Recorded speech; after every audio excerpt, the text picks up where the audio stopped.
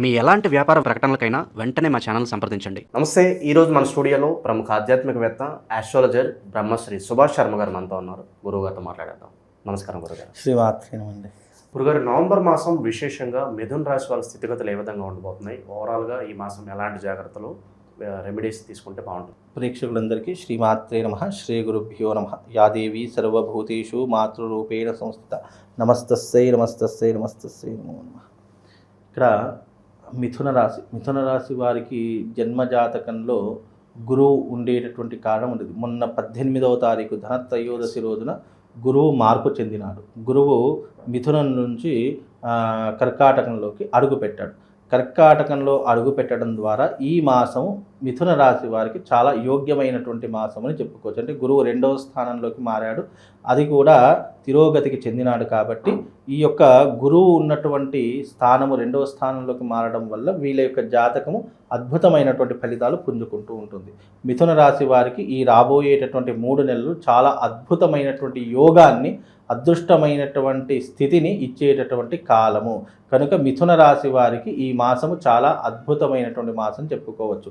మీరు ఆర్థికపరమైనటువంటి లావాదేవీలు, పెట్టుబడులు కావచ్చు, లేదు అని అంటే కనుక మీరు వృత్తి వ్యాపారాదులలో కావచ్చు, విదేశీ ప్రయాణాలలో కావచ్చు, లేదా వివాహ యోగంలో కావచ్చు, అన్ని రంగాల్లో ఈ మాసం మీకు చాలా కలిసి వచ్చేటటువంటి మాసంగా చెప్పుకోవచ్చు.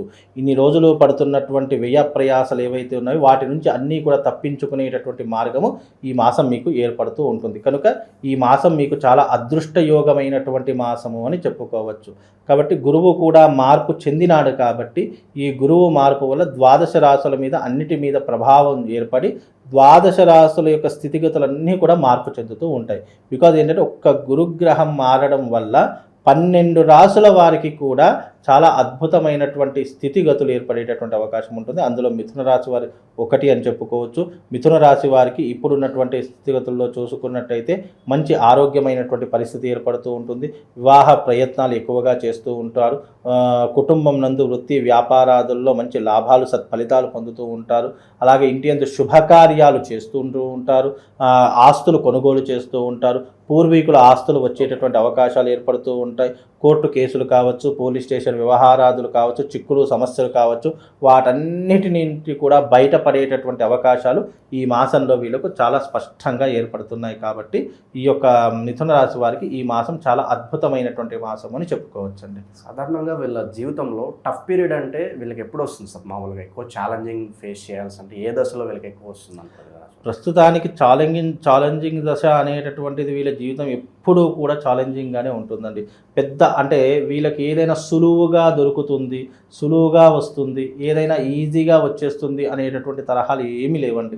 జీవితం అంటేనే కష్టమయంగా మారిపోయేటటువంటి అంశాలు మిథున రాశి వారు ఒకరు అని చెప్పుకోవచ్చు. కష్టపడితేనే ఏదైనా సాధించవచ్చు అనేటటువంటి నమ్మేటటువంటి విషయాల్లో కూడా మిథున రాశి వారు ముందుంటారు. కాబట్టి కష్టము అన్నదానికి అర్థం మిథున రాశి వారు అని చెప్పుకోవచ్చు. వీళ్ళు చాలా కష్టపడి పైకొచ్చేటటువంటి వ్యక్తులు అని చెప్పుకోవచ్చు. 10 మందిని ఆదర్శంగా తీసుకొని జీవితంలో కష్టపడి ఇతనిలా కావాలి అని ఒక రోల్ మోడల్ని తీసుకొని జీవితంలో అంచెలంచెలుగా పైకి ఎదిగినటువంటి వారిలో ఈ యొక్క మిథున రాశి వారు ఒకరు అని చెప్పుకోవచ్చు. కాబట్టి మిథున రాశి వారి యొక్క గొప్పతనం చాలా విలువైనటువంటిది. వాళ్ళు 10 మందికి ఆదర్శంగా ఉండేటటువంటి వ్యక్తుల్లో ఒకరు అని కూడా చెప్పుకోవచ్చు అండి. ప్రేమ వివాహాలు ఎవరైతే చేసుకోవాలనుకుంటున్నారో ఏదన్నా వాళ్ళకి శుభవార్త ఏదన్నా ఉందా? ముఖ్యంగా ఈ మాసంలో మిథున రాశి వారికి వివాహం అనేటటువంటిది కనుక చూసుకున్నట్టయితే ఇప్పుడు కాస్త ఆలస్యం జరిగేటటువంటి వివాహ ప్రయత్నాలు మాత్రం ఆలస్యం జరుగుతూ ఉంటాయి. బికాజ్ మేబీ మార్చ్, ఏప్రిల్లో అట్లాంటి ప్రయత్నాలు జరుగుతాయి తప్ప ఇప్పుడున్నటువంటి పరిస్థితుల్లో వివాహ ప్రయత్నాలు సఫలీకృతం కావు. ఆల్రెడీ మార్చ్, ఏప్రిల్లోనే మాత్రము వివాహాలు జరిగేటటువంటి అవకాశం ఉంటుంది. ఈ మాసంలో పెద్ద వివాహ అవకాశాలు అయితే ఏమీ కనిపించట్లేదండి. ఈ అక్రమ సంబంధాల వల్ల ఏమైనా వైవాహిక జీవితంలో ఇబ్బందులు వచ్చే అవకాశం కనిపిస్తుంది? టెంప్టేషన్స్ దూరంగానే ఉంటారా? నియంత్రించుకోగల శక్తి ఉంటుందంటారా? ఇప్పుడు కలియుగం అండి. కలియుగంలో నియంత్రణ శక్తి అనేటటువంటిది ఏ మానవుడి దగ్గర ఉండదు. First point.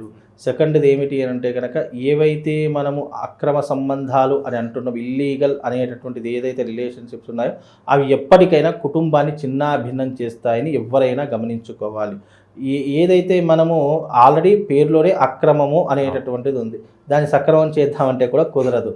కాబట్టి దీనివల్ల ఎప్పటికైనా నష్టమే వస్తుంది. కాకపోతే కాలము, పరిస్థితులు, మనిషి యొక్క ఏవైతే ఈ మానసిక సంఘర్షణలు ఉన్నాయో అవి మనిషిని ఆడుకుంటూ ఉంటాయి.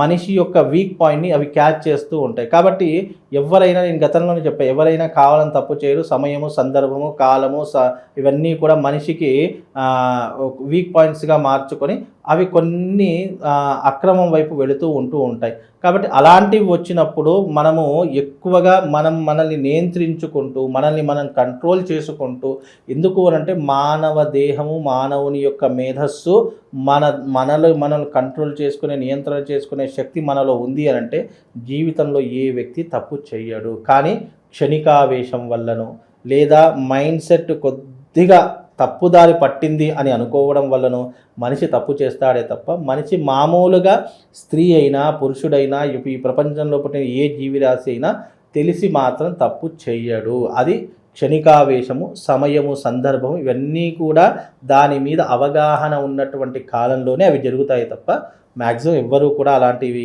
ఎంకరేజ్ చేయరు. అలాంటివి ఒకవేళ జరిగినా కూడా తప్పకుండా దానివల్ల నెగిటివ్ ఇంపాక్ట్, దానివల్ల మానసిక సంఘర్షణ, దానివల్ల ఎన్నో రకాలైనటువంటి ఇబ్బందులు పడేటటువంటి ప్రయత్నాలు మాత్రం తప్పకుండా జరుగుతాయండి. విశేషంగా ఎలాంటి పరిహారాలు వీళ్ళు పాటిస్తే బాగుంటుందంటారు ఈ మాసం?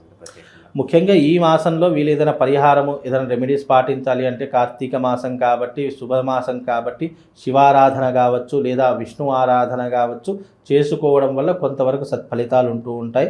వీళ్ళకు ఈ మిథున రాశి వారు ఎవరైతే ఉన్నారో వాళ్ళకు నేను ఒక పంచముఖి రుద్రాక్ష ఇస్తాను. అది నేపాల్ నుంచి నేను మొన్న ఈ మధ్యకాలంలో పశుపతినాథ్ టెంపుల్కి వెళ్ళినప్పుడు దాదాపు 100 నుంచి 150 రుద్రాక్షలు తీసుకొని వచ్చాను. శివుడికి రుద్రాభిషేకం చేసి స్వామివారికి అభిషేకం చేసినటువంటి రుద్రాక్షలు నేను ఒక పంచముఖి రుద్రాక్షలు తీసుకొని వచ్చాను. ఎవరికైనా మీ జీవితంలో వైవాహిక పరంగా కావచ్చు, కుటుంబ పరంగా కావచ్చు, ఆర్థిక పరంగా కావచ్చు మీకు బాగా లేదు అని అనుకుంటే కనుక మీకు ఒక పంచముఖి రుద్రాక్షను నేను పంపించడం జరుగుతుంది.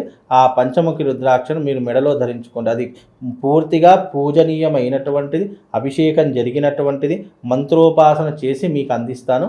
ఆ రుద్రాక్షను మెడలో ధరించుకోండి. తద్వారా మీకు శుభం లాభంతో పాటు అదృష్ట యోగం కూడా కలుగుతుంది.